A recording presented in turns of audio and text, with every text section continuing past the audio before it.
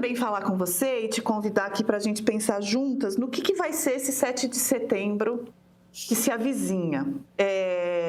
A partir do personagem principal do documentário que você produziu e roteirizou, que é o Apocalipse nos Trópicos, que é o Silas Malafaia. O Silas Malafaia, ele é personagem central na discussão do bolsonarismo desde que o bolsonarismo nasce.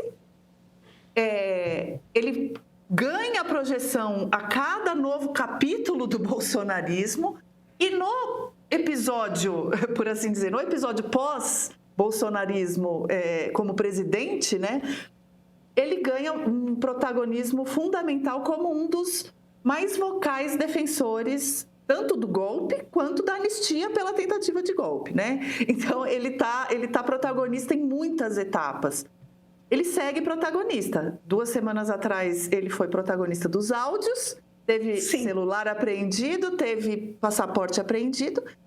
E como ele não se cansa de ser protagonista, adora isso, neste próximo domingo estará certamente com o microfone em punho, pedindo anistia. O tema da manifestação é Reaja Brasil. Vamos falar um pouquinho desse homem, desse ser... É mais do que o microfone em punho, né? O Silas a gente filmou 2 sets de janeiro. Um deles eu tava no set. Perdão, 7 de janeiro. 2 sets de setembro. Uhum. O último 7 de setembro que a gente filma, que aparecem as imagens no filme, que é o 7 de setembro imediatamente anterior às eleições. Eu estava na filmagem com o Silas e o Sóstenes, que é o Sóstenes Cavalcante, que é o líder do PL na Câmara e que é quem está articulando, de fato, né, junto agora com o Tarcísio e outros, o projeto de lei da anistia. Ele é uma invenção do Silas. Ele era um funcionário da editora do Silas, ligado à igreja ADVEC, que é a Assembleia de Deus de Vitória em Cristo, que é a igreja do Silas. Trabalhava para o Silas e o Silas decidiu que ele ia entrar para a política. Foi isso. Então, ele é realmente um operador do Silas de forma explícita. Uhum. E eu fui no set com os dois. Então, eu filmei em cima do trio elétrico com o Bolsonaro. Eu estava lá de bonezinho, acompanhando esse momento. E o Silas, ele financia. Não é só que ele tem o microfone, ele é o produtor do set. Daquele set ele já é alguns sets o produtor. Tanto que agora, para o próximo 7 de janeiro, quem primeiro anunciou os horários, as localizações, foi o Silas, nas redes dele. Uhum. Então, ele cumpre uma função ali muito crítica, né? Tanto de organizar aquela estrutura, quanto de chamar público. No set não tem culto na igreja, em todas as igrejas dele. E ele usa isso um pouco como também uma forma de pressionar outros líderes religiosos. Você vai manter o culto? Uhum. Porque o culto é ali, é para vir para cá. Então, tem toda uma arquitetura daquilo que vem dele. Eu acho que isso é muito importante, porque tem uma ideia desses movimentos como movimentos espontâneos e orgânicos. Nenhum movimento é totalmente espontâneo. Eu também não acredito em movimentos de massa inteiramente fabricados, tá? É muito difícil, já trabalhei muito com mobilização, é muito difícil tirar as pessoas de casa, por mais dinheiro e poder e influência que você tenha. Então, tem que sempre ser um encontro das duas coisas. Mas é muito difícil movimentos puramente orgânicos também. E é isso, Reaja Brasil não é um movimento orgânico, é um movimento absolutamente planejado. O Silas é uma figura central, sem nenhuma dúvida. E não sou eu que digo isso, é ele próprio, né? E é esse movimento hoje que está costurando o set. Eu acho que eu não acho que vai ser um set grande. Eu acho que, claro, o fato de ter um movimento de anistia que ganha corpo, ganha vulto, e a possibilidade de uma vitória, o cheirinho da possibilidade da vitória da anistia ajuda a encher o set. Porque a gente na rua, você precisa convencer as pessoas que têm possibilidade de vitória. Aliás, fazer as pessoas tomarem qualquer tipo de ação política, muitas vezes a maior barreira, não elas acreditarem na missão, no propósito, na justeza daquela ação política, é acreditarem que a voz delas vai fazer alguma diferença, que a atuação delas vai fazer alguma diferença. Ou que a injustiça... mais fácil quando tá na cara do gol. Ou que a injustiça é assim, descomunal, né? Porque isso também é um mobilizador, né? Ou não? Mas não, sim, a minha experiência como mobilizadora e não como produtora de documentários é que injustiças descomunais, elas mobilizam, mas elas mobilizam apenas quando você acredita que é possível combatê-las. Então, muitas vezes, as maiores injustiças, as mais descomunais de todas, não mobilizam nada. Se eu amanhã resolver fazer um protesto na rua para protestar o fato de que a gente vive numa sociedade onde tem criança que dorme na calçada, que talvez seja a coisa mais injusta possível de se acontecer numa sociedade, né? Crianças que são seres inocentes, que não têm responsabilidade sobre aquilo, estarem abandonadas completamente pelo Estado, eu provavelmente vou reunir 10 pessoas. Entendi. Não porque a injustiça não seja descomunal, mas porque ninguém acredita que o meu protesto vai solucionar esse problema. Então, grande parte do que você precisa fazer para mobilizar a gente é ter uma teoria de mudança clara. Falar, se você fizer isso, isso acontece. E nesse momento, o fato do projeto da anistia estar tramitando, estar ganhando força, ajuda a fortalecer essa teoria de mudança, que é se a gente dá um empurrão agora, se a gente conseguir emplacar agora essa ideia de que o país não está pacificado e que para pacificá-lo seria necessário aprovar esse projeto, isso ajuda. Então, acho que o 7 vai ser maior do que os últimos protestos vêm sendo, que estavam um pouco esvaziados.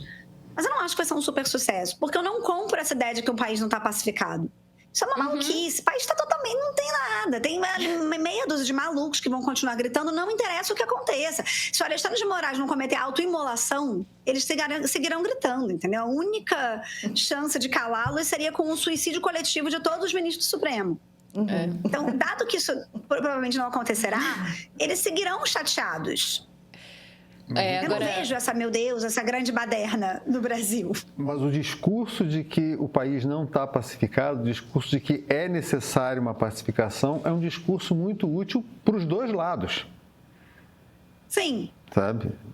Porque você vê o próprio Lula, nesse momento, conclamando a população contra a anistia, o governo falando também nisso. Isso é uma ferramenta política, nesse momento, muito importante para ambos os lados. Mas eu não vejo o governo falando em pacificação quando fala em luta contra a anistia. Eu vejo um posicionamento ali de se deixar vai acontecer de novo. Você viu essa expressão também?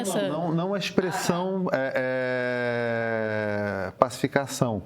Mas a anistia virou essa coisa... A anistia virou... É engraçado, a ideia de anistia amplia a polarização, né? Porque você coloca uma pessoa que estava ali só vivendo a vida dela falando, não, gente, anistia não, pelo amor de Deus. Assim. Agora, mas Alessandra, eu queria retomar um pouco a tua análise sobre o Silas Malafaia, inclusive... Porque quando o teu documentário com a Petra Costa foi lançado, algumas das críticas comuns ao documentário foram no sentido de que talvez vocês tivessem jogado luz demais no protagonismo do Silas e que ele não tivesse tanta representatividade assim no campo evangélico para ser eleito por vocês, para carregar ali essa história. Aí depois veio a história dos áudios e a revelação daqueles áudios e tal, e isso de alguma forma parece que contradiz essa crítica, no sentido de que, olha, realmente ele tem sim esse protagonismo todo. Hoje, já passado algum tempo e passados esses dois momentos, tanto das críticas que vocês receberam quanto dos áudios que foram revelados, como é que está a tua avaliação do tamanho dele no movimento evangélico como voz política, né? Que tamanho que ele realmente tem na tua avaliação? É uma boa pergunta, né? O Silas é uma figura complexa. Assim, primeiro, sobre a questão de como você escolhe um personagem para um documentário, né? Tem vários tipos de documentário, várias linguagens possíveis para um documentário. No nosso caso, a gente tem um pouco de cinema de ensaio, né? Então, tem ali uma reflexão que aparece na voz da Petra sobre o que a gente está vendo. Tem uma parte de arquivo, de contar uma história, pesquisa, etc. E tem muito cinema direto, que é quando você filma diretamente com o personagem. Você está ali observando uma pessoa no seu dia a dia, nos seus atos, naquilo que ela faz. Esse tipo de cinema direto é muito difícil de fazer com muitos personagens. Em geral, você elege alguém que você vai seguir e é através do olhar daquele alguém que você vai descobrir uma realidade. E isso pode se aplicar a qualquer realidade. Eu poderia estar fazendo um documentário sobre, sei lá, as empregadas domésticas que pegam o trem da Central no Rio de Janeiro, e eu seguiria uma, provavelmente, ou duas. Quer dizer que elas são as representantes dessa classe, dessa demografia? Não. Mas quer dizer que, de alguma forma, através do olhar delas, eu consigo descobrir esse universo. Para isso ser válido, você precisa definir que universo é esse. E, idealmente, você tem um personagem que, ao mesmo tempo, sustenta um filme, que é carismático, que a câmera, né, se dialoga com esse personagem, mas que também é, de fato, digamos, um espécime, um exemplar interessante. Mais do que um representante, ele precisa ser um representante... mais do que um representante, ele precisa ser um exemplar daquele universo de personagens possíveis, né? E aí, uma coisa muito importante sobre o filme é que o filme não é um filme sobre os evangélicos do Brasil. Se ele fosse, a gente provavelmente teria que ter seguido uma mulher negra de baixa renda no seu dia a dia e na sua vida. Porque é essa a cara da igreja no Brasil hoje, dos fiéis. Se você vai numa igreja, 80% dos fiéis são mulheres negras de baixa renda. Aí agora depende um pouco da igreja, né? Tem igrejas muito mais de classe média, tem igrejas de elite também, que surgiram e estão crescendo. Mas elas ainda não são a maioria dos fiéis, né? Esse não é um documentário sobre os fiéis. Esse é um documentário sobre as lideranças evangélicas que entraram para a política, que começaram a exercer poder político de maneira explícita.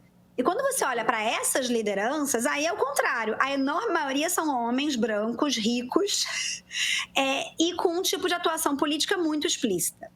O Silas não é o único homem branco, rico, liderança religiosa com influência política. E talvez nem seja o mais poderoso em alguma medida. Porque você tem, por exemplo, dentro da Universal, que é outra igreja, você tem uma construção de poder político mais sólida do que a do Silas, né? Você tem um partido, você tem uma rede de televisão. Então, tem outras coisas ali. Mas o Silas, no momento em que a gente estava filmando, em que a gente estava olhando esse fenômeno também no âmbito do bolsonarismo, ele certamente era a liderança política mais próxima do presidente. Perfeito. Com o ouvido do Bolsonaro. Então, a partir dele, a gente conseguia ver uma coisa que, se eu tivesse conseguido seguir uma outra liderança, o próprio Marcos Pereira, enfim, alguém, eu não teria tido essa dimensão de forma tão clara, que era uma dimensão importante pra gente, porque quem estava no poder naquele momento era o Bolsonaro. Então, eu defendo que sim, o Silas não é nenhum um representante do campo evangélico, nem pretende ser, ele não é o representante, e nem necessariamente o pastor mais poderoso do Brasil, mas ele é um dos mais poderosos, com certeza. O perfil quase demográfico dele é muito semelhante ao dos demais, então também mostrá-lo não distorce, né? Se todas as outras lideranças tivessem uma outra cara e um outro perfil, poderia ser uma distorção, mas não é o caso. E através dele a gente vê uma coisa muito importante, e ele é muito influente. Aí, falando dele mais especificamente, o Silas, ele tem uma coisa muito única no campo evangélico, que ele é um influencer do campo, mais do que só um pastor ou líder de denominação. Então, ele tem os fiéis dele, que são os fiéis da Assembleia de Deus Vitória em Cristo, que são numerosos, mas longe de ser a denominação mais numerosa do Brasil. Mas ele tem uma coisa que, por exemplo, o Edir Macedo não tem, que ele tem uma relação midiática com fiéis de outras denominações e pastores de outras denominações. O Silas é referência para pastores pequenos, às vezes de denominações que têm uma ou duas igrejas só. Teve um pastor com quem a gente filmou muito durante a produção do documentário em Paraisópolis, por exemplo, que não é um pastor da DEVEC. Ele não é um pastor da mesma denominação do Silas. Ele também é Assembleia de Deus, mas é uma outra denominação. Mas ele ama o Silas, ele assistia tudo que o Silas postava, ele seguia o Silas. Então, o Silas, ele mistura vários tipos de influência. Ele é, ao mesmo tempo, um ator político de fato, né, de criar lideranças políticas, de ligar, de passar a mão no telefone, de pressionar, de fazer lobbying. E isso os áudios revelaram claramente também, né? Além de todas as outras provas. Exatamente, ele é isso. Ele também é uma liderança religiosa, um pastor com uma igreja grande, sólida. Ele é um empresário, ele tem uma editora, ele tem outros negócios associados à igreja de sucesso. Enfim, aí a gente pode debater o modelo de negócios, mas o fato é que aquilo ali se sustenta. E ele também é um influencer digital, gente. É isso que ele é. Então, ele é muito a cara de um certo momento de Brasil, né? Porque ele une todas essas coisas em uma figura só. E eu diria que ele tem mais uma coisa, ele é meio coach também. Tem vários cultos do Silas em que ele não fala de Jesus, ele não tá falando de Deus, falando da Bíblia. Ele fica dando dica de carreira, assim, de como prosperar no casamento. É meio coach de vida, meio Marçal Feelings. Ele também tem totalmente. Agora, Lê, ele é tudo isso. O fato é que nós sempre vivemos surtos autoritários. Historicamente, dar golpe no Brasil é um negócio de menor risco que você pode tentar, né? À medida em que houve um processo de erosão democrática no Brasil, esse processo foi acompanhado de uma maior politização das Forças Armadas. Não havia politização das Forças Armadas? O que eu tenho certeza é que os alto comando não aceitaram uma intervenção militar. Nós nunca tivemos dúvidas em não sair da legalidade. Não há dúvidas. De um ponto de vista histórico, o que está em julgamento no Supremo é o velho viés antidemocrático das Forças Armadas brasileiras.